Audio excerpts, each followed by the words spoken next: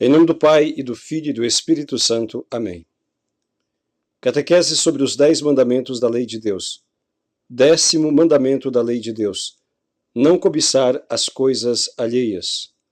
O que nos ordena o 10º mandamento da lei de Deus? O 10º mandamento nos ordena sermos agradecidos pelos bens que nós, porventura, tenhamos. Nos ordena também combater todo tipo de inveja e sentimentos de cobiça em relação aos bens do nosso próximo. O 10º mandamento nos chama à temperança, ao equilíbrio e ao uso moderado dos bens passageiros em função dos bens futuros da vida eterna, de modo que nós não venhamos a cair na idolatria das coisas materiais. E o que nos proíbe o 10º mandamento da lei de Deus? O 10º mandamento nos proíbe a murmuração pelo estado de pobreza no qual porventura nós estejamos. E embora não seja pecado e não seja ilícito buscar progresso material, nos chama atenção a fim de que nós tenhamos sobriedade e coloquemos em Deus a nossa maior riqueza. Para além daquilo que diz o 7º mandamento, o 10º mandamento não nos proíbe apenas furtar, roubar, subtrair os bens alheios, mas nos proíbe também desejar, cobiçar aquilo que o nosso próximo possui, ou nos proíbe também buscar enriquecer ou adquirir bens de forma desonesta. Enquanto o 7º mandamento refere-se sobretudo aos atos externos, o 10º mandamento refere-se, acima de tudo, às intenções do coração, às mais íntimas intenções do nosso interior. Não foi por acaso que nosso Senhor Jesus Cristo, como vai estar narrado no Evangelho escrito por São Mateus, capítulo 6, que ninguém pode servir, disse que ninguém pode servir a 2 senhores, ninguém pode servir a Deus e ao dinheiro. Por sua vez, os apóstolos, especialmente São Paulo, nos adverte a respeito do pecado da avareza. Vai dizer São Paulo, escrevendo a Timóteo, na sua primeira carta a Timóteo, que a cobiça do dinheiro é a raiz de todos os males e que é também uma forma de idolatria. O 10º mandamento da lei de Deus nos faz ver que devemos amar a Deus sobre todas as coisas e devemos ter muita sobriedade no uso das coisas materiais e termos atenção a fim de que nós não sejamos fisgados, de que nós não venhamos a cair na tentação do materialismo, na tentação da cobiça desordenada das coisas passageiras. A avareza é um dos 7 pecados capitais, que na verdade leva as pessoas a cometerem muitos outros pecados. Por causa da cobiça do dinheiro ou das coisas materiais, muitas pessoas mentem, muitas pessoas corrompem, muitas pessoas se deixam corromper, muitas pessoas matam, muitas pessoas cometem fraudes e enganações.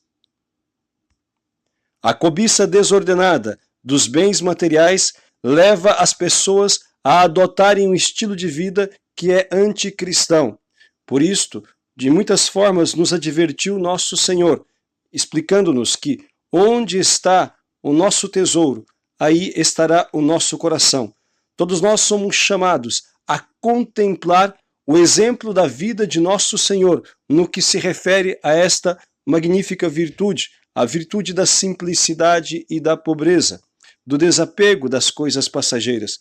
Porque, embora sendo Ele Deus, sendo Ele o Rei dos Reis e Senhor dos Senhores, Ele veio a nós de uma forma muito simples, humilde e pobre, e durante toda a sua vida deu este eloquente testemunho de que, de fato, as nossas riquezas não são aquelas cujas traças podem comer, não são aquelas cujos ladrões podem roubar, mas aquelas que nós podemos ajuntar no interior dos nossos corações e que podemos levar conosco junto ao reino dos céus.